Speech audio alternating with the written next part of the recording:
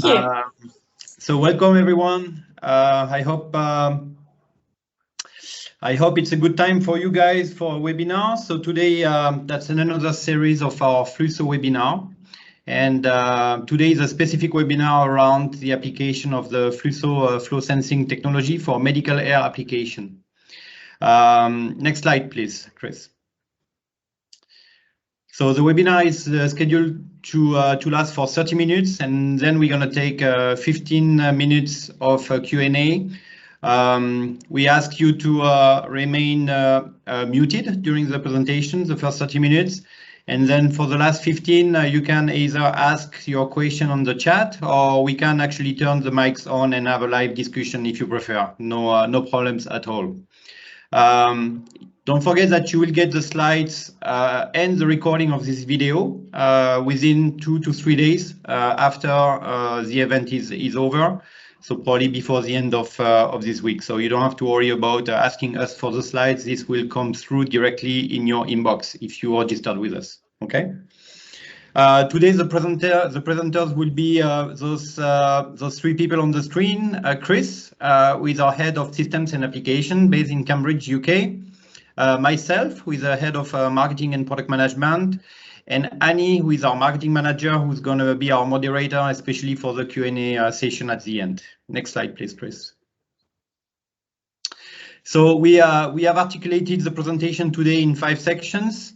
Next, we'll go into the state of the smart healthcare market, just to level set the stage a little bit for this presentation and discussion. Then we're going to discuss our view of the current measurement challenges that you can find sometimes in those applications. Then we're going to jump on Chris, and he's going to explain what could be the benefits of the FLS110 flow sensor for smart care and medical application. Then we're going to have a video to show you. That's going to be a video of our airflow sensor integrated into a portable device, a medical portable device, just to showcase a little bit what are the benefits live and some measurements that we did with this medical device. And then we're going to jump directly straight into the Q&A session at the end. Next slide, please. Just a quick introduction on FLSO, in case you don't know the company yet. So FLSO is a startup. We actually just crossed our 5th anniversary about a week or 2 ago, I think. And we are a fabless semiconductor company. We are a spin-off of University of Cambridge in UK. A company founded about 5 years ago, as I said, and with a very experienced team of scientists and engineers that have a great experience in semiconductor sensing technology. So this is not the first startup for many of us here. I will say that we have actually some top-notch experts. Actually, one of them is on the call here, Andrea De Luca, who is our CEO. But we have also Florin, who is a co-founder of the company, who has multiple successful startups in his experience. And so basically the idea of this company came with a new design idea, but from a manufacturing and development standpoint, we actually went pretty fast for a startup. And this is why we actually announced our first products, the FLS110, about 9 months ago, end of last year. The product is now in pre-production. We are planning to go into mass production during this summer. We have been shipping evaluation kits for about 9 to 10 months now, and we are in many advanced discussion with customers on design and integration with their end product. Next slide, Chris, please. So where is the FLS110 used? So there is really 4 key markets or applications that we are targeting, and again, it's all related to the key dimension of the design of the sensor, right? It is a very small sensor. We believe it's the smallest in the world for this type of application. It's very efficient from a performance standpoint. We don't sacrifice any criteria on performance. And because of the semiconductor process, manufacturing process we use, we can achieve great cost for high volume. So as a result, we believe they are a great fit for this technology for consumer appliances. So this is, of course, a field where we have engaged with many strategic partners, such as vacuum cleaners, air conditioning units, or air purifiers. The next one is really around smart buildings application. So as we all know, there are many new applications coming from indoor air quality in buildings or in home office because of the COVID situation. And airflow is a very important criteria to qualify the quality of the air at the office or at your house. It could be integrated into the building or the HVAC system, or it could be in connected portable, semi-portable device such as air purifiers, for instance, or smart thermostat, for instance. The third one is what we call industrial systems. And this is a very broad application for us. It could go from, again, monitoring the airflow in a fixed system or in a portable device in order to make sure that you have the right flow for the application or to detect a filter blockage, for instance. So again, it's a wide range of application in this industrial market for us. Such a typical application could be gas detectors, personal monitors, where the airflow is actually critical to the worker safety, for instance, right? And the last one, and the one we're going to be focusing on today, is smart home healthcare products. So application, as we'll see a little bit later on during this presentation, can go from peak flow meters, smart inhalers, breathalyzers, sport performance trainers. So there are actually many more applications into the medical space right now. Next slide, Chris, please. So if we look high level at the smart healthcare market as an entity, this is a very, very large market, as you probably all know. Estimation is in hundreds of billions of dollars in 2019, and it's actually showing a really nice growth over the next few years. So of course, as a company, this is always important to focus on markets that show significant growth, because that's where we're going to find usually the most progressive customers, the ones that are willing to invest in new breakthrough technology. And this is where we believe our sensor is well positioned to really give you some interest. Some healthcare device that we can help tackle some of the biggest challenges will be, for instance, patient compliance to a treatment regimen. So as you probably know, there is a big move to try to move the patient out of the hospital as soon as possible, because the recovery is usually much better at home than in the hospital. And there is more and more needs for remote monitoring device. And we believe this small sensor can really help monitor some critical parameters of the patient at home. Sometimes as well, there is some poor techniques that are being used with some of the medical devices when the patient is not monitored by a doctor, for instance. And again, having real-time monitoring of the flow, for instance, for breathing analysis, is critical and can be done now in a cost-effective way and in a portable device that can just be connected to the cloud and at the house of the patient. Also, in order to monitor the efficiency of a treatment, for chronic conditions, having a portable device that can be connected, again, with now this flow sensor can be highly efficient and perform at a low cost with our technology. Next slide, Chris, please. So some example applications that we're gonna discuss today. We'll probably focus on those two. There are many others, but I think those two are probably where the Flusso technology has the best fit in our mind, right? The smart inhaler, so there is many applications, many companies that are developing inhalers and now moving to smart inhalers to have some sorts of electronics built into the inhalers in order to monitor the way the drugs is being given to the patient. So again, because of the form and form factor of our sensor, we believe this is a great application, because actually our sensor can fit in a smart inhaler without making it such a big device. So Chris is going to come back to that on the next slide. And actually the demo video that we're going to have at the end is going to be in a smart inhaler. The next one is oxygen concentration. So this is, of course, fueled a little bit by the COVID situation. But as you probably all know here, oxygen treatment is very important when a patient got COVID at the hospital, post-ICU, or even at home. And there is a lot of interest for either pre-ICU medical device, semi-fixed at the hospital, or more portable type of oxygen concentrator that are designed to be used at the home, right?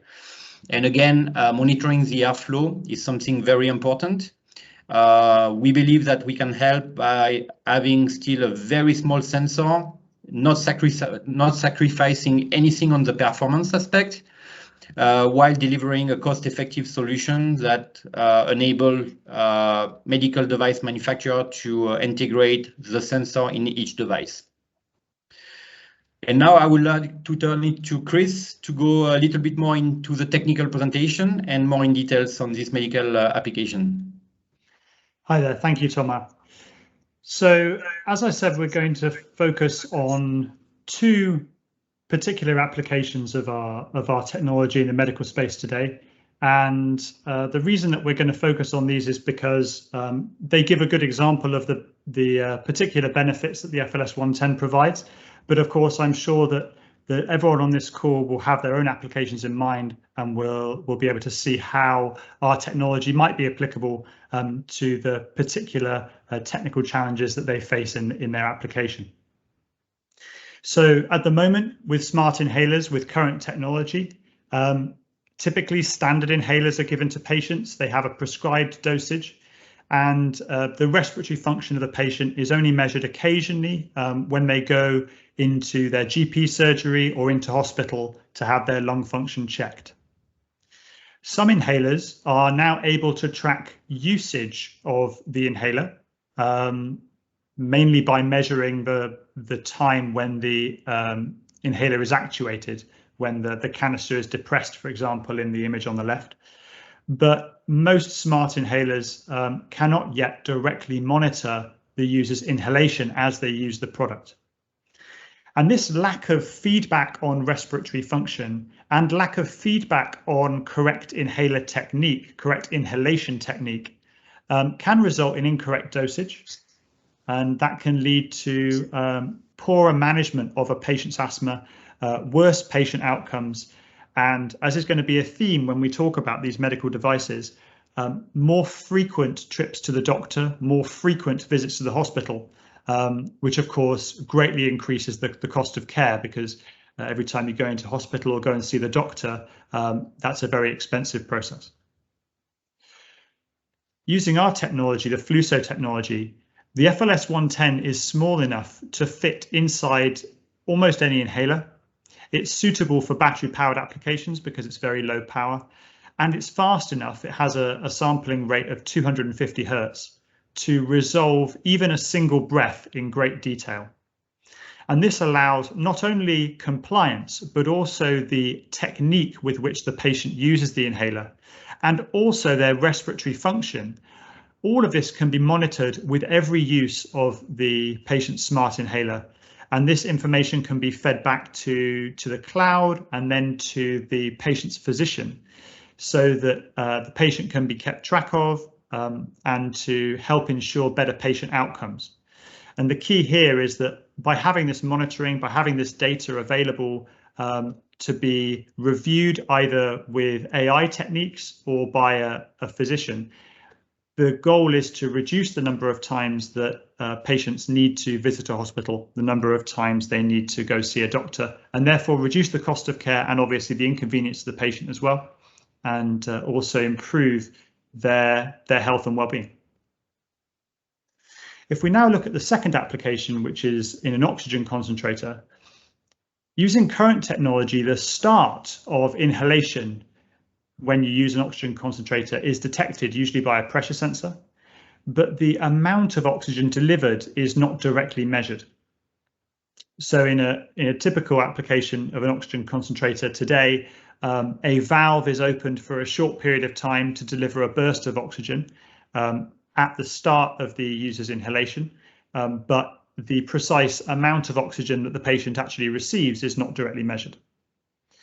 There are solutions for directly measuring flow during the user's inhalation with current technology, but these are typically quite large and expensive. And with the trend with oxygen concentrators to try and make them lighter and more portable, that really inhibits the ability of those solutions to be deployed in this particular application. And the result of this for the patient is that blocked or kinked tubes can reduce the amount of oxygen that the patient receives, even if the oxygen concentrator is working correctly and delivering oxygen when it should.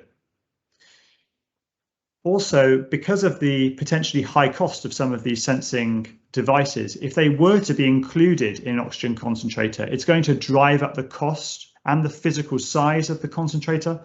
It's going to make them less portable, less discreet to use, more expensive to buy in the first place. And this drives up the cost of care and reduces the convenience for the patient. If we look at deploying the FLUSO technology in this application, the FLS110 directly measures mass flow rate independently of fluctuations in atmospheric pressure and temperature. And when we're talking about oxygen, we are talking about a dosage that is usually a mass of oxygen that needs to be delivered, a certain number of grams per minute that the patient requires. And so being able to directly measure that is exactly what you need to measure in order to ensure that the dosage is correct. Also, and as Thomas mentioned before, because we use this high volume CMOS manufacturing process, the FLS110 is really highly cost effective when used in high volume applications, such as these type of consumer healthcare products that are pre-ICU or even to be used at home. And because the FLS110 is very flexible, it can be used in lots of different types of product. So if, for example, a company wanted to make both an oxygen concentrator and an inhaler, they could use the FLS110 in both applications. That could increase the volume of sensors that they use, and that will naturally reduce the cost that they have to pay per sensor. And they can take advantage of our really aggressive price point at high volumes. And for patients, this means that the FLS110 is ensuring that the patient is getting their prescribed dose of oxygen wherever they are, whatever they're doing, while they're out and about, while they're moving around, very suitable for portable applications.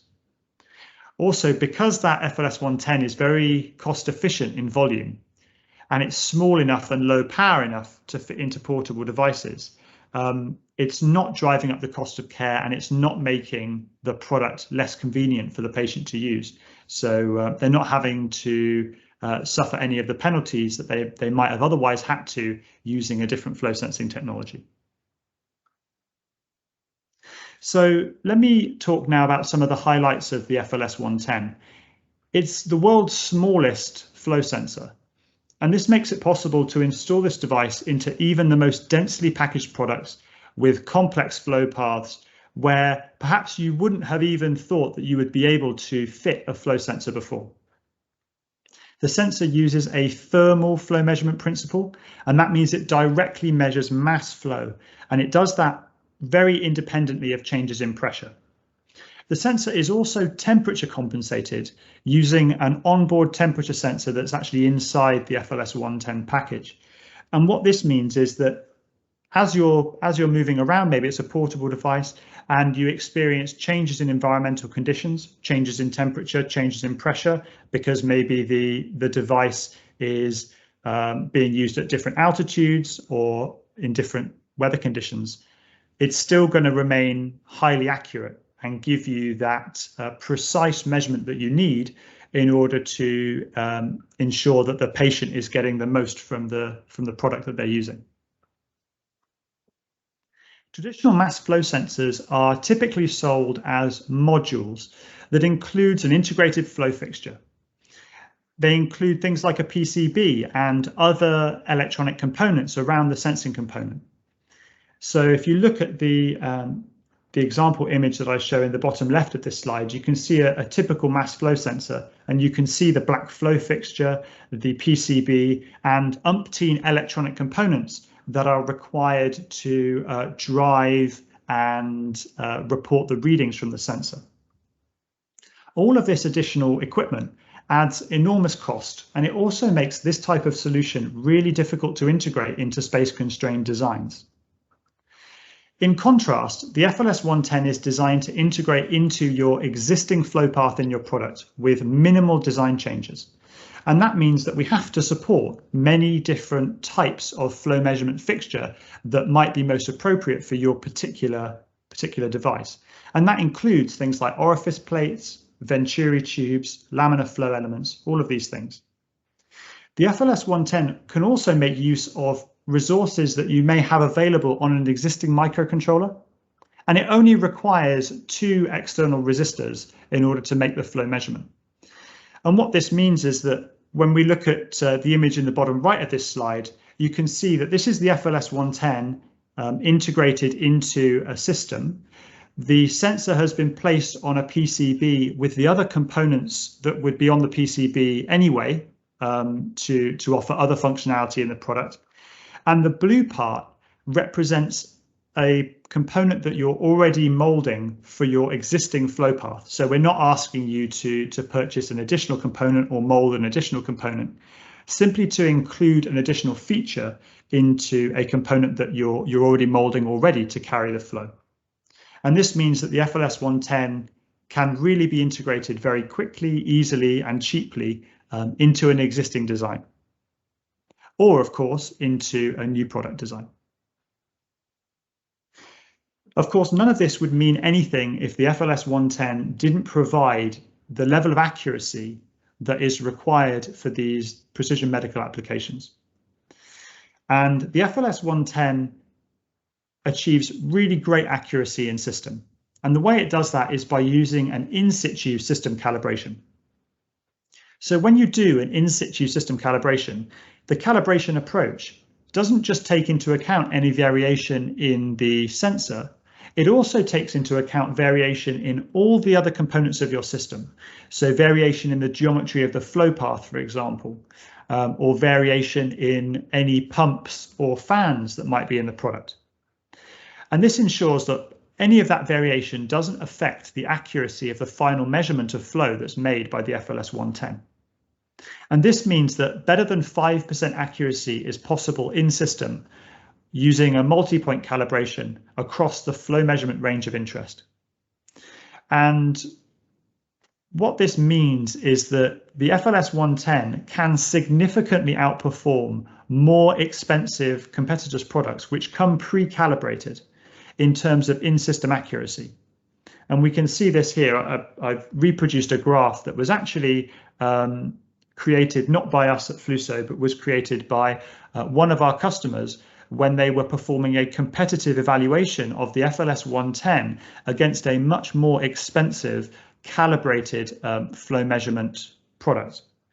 And what they found, and what I'm showing with you now, is that when the system calibration approach was used with the FLS110, it actually was able to perform better in terms of accuracy in system than the competitor product, despite the fact that the competitor product was calibrated from the factory and actually claimed a better accuracy on its datasheet. So it just goes to show that just because a flow sensor has a really exceptional accuracy number on the datasheet, it doesn't always necessarily translate into great performance in system.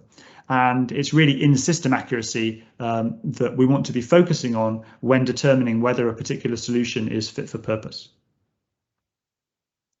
I'm excited now to share with you a demo video of an integration of the FLS110 into an inhaler type product. Hi everyone. Today we're going to be looking at how the FLS110 can be used. Hi everyone.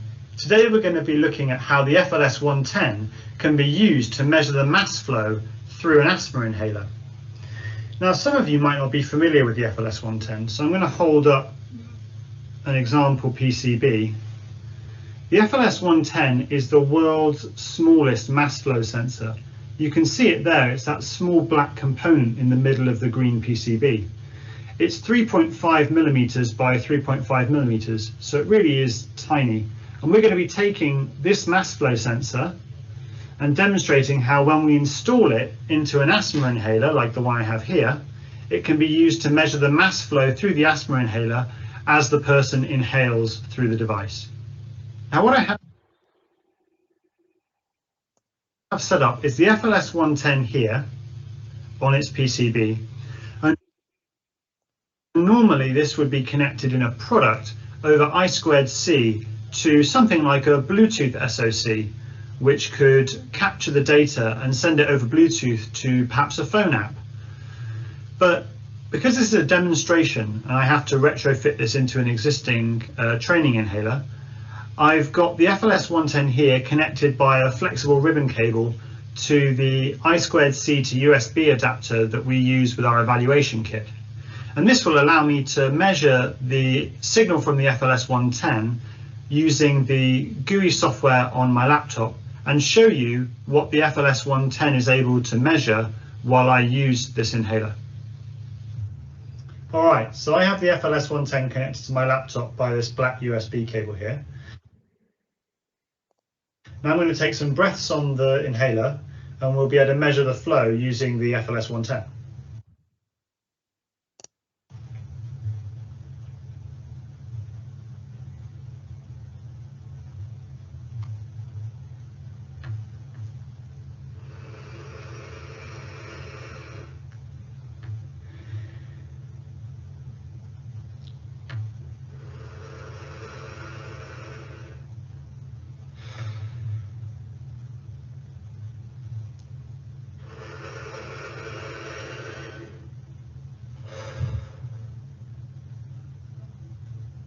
And there we have it. I hope you enjoyed that really quick demonstration of the FLS110. I look forward to seeing how you choose to use the FLS110 in your application. Until then, have a lovely day.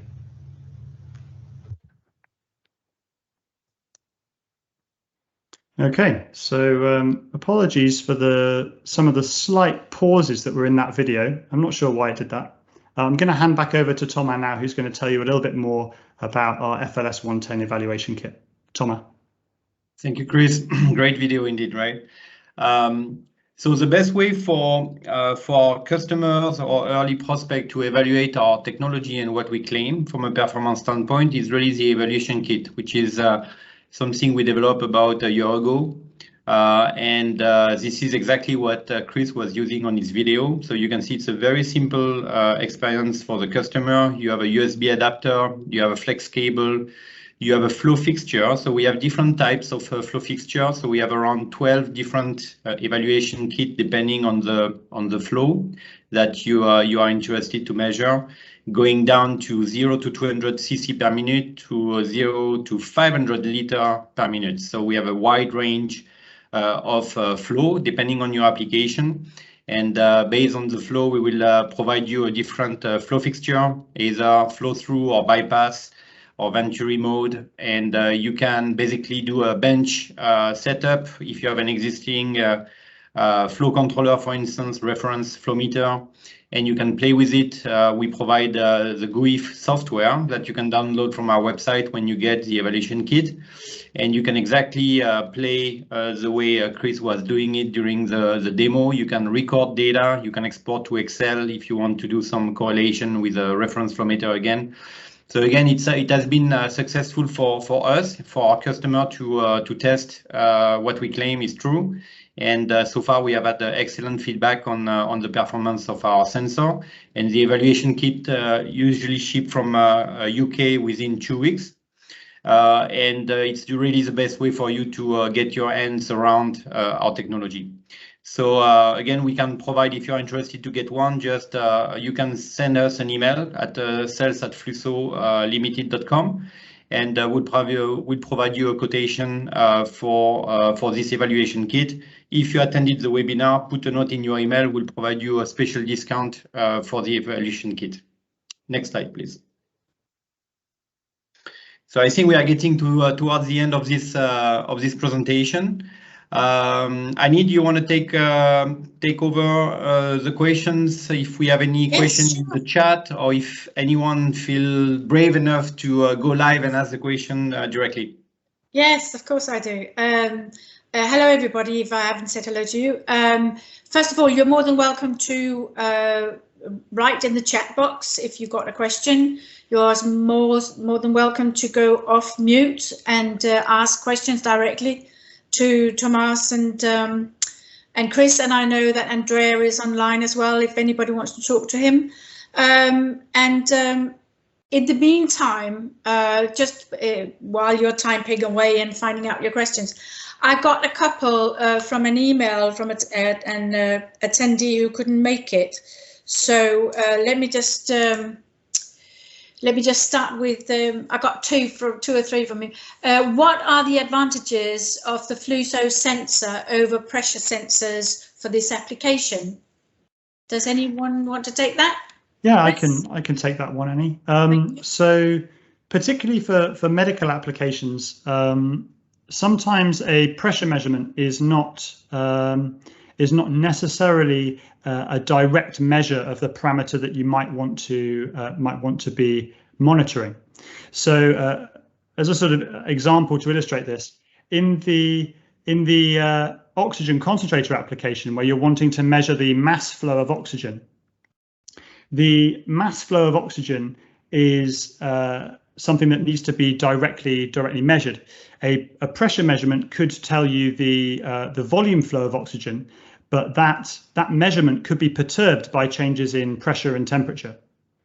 So in contrast, a direct mass flow measurement with something like the FLS110 is not going to be sensitive to those factors that might cause an error in the reading. It's going to give you a much more accurate measure of the parameter that you really care about for making sure that the patient outcome is good. Okay, thank you very much, Chris. And again, feel free to raise your hand. Go on off mute, it's called, and type questions in the chat box. And I can see there's one coming in here that says, "What is the lowest flow you can measure, and what accuracy would you expect from this level?" Chris, do you want to take that one again? Yeah, sure. So the resolution of the sensor is around half an SCCM. So we can measure down to really, really low flow rates. A few milliliters per minute, a few cc's per minute is a level that we can accurately measure. And as I said, the repeatability of the sensor is half a cubic centimeter per minute.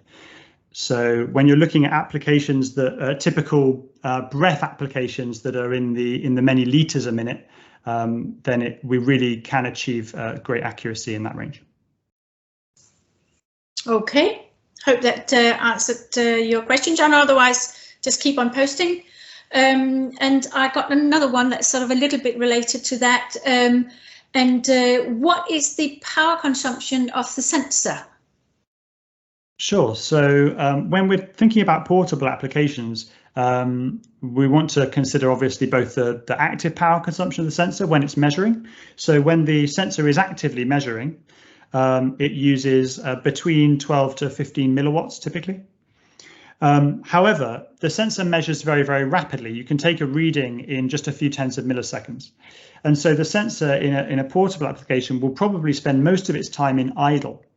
And when it's in idle, the sensing component, the FLS110 component, consumes no power at all.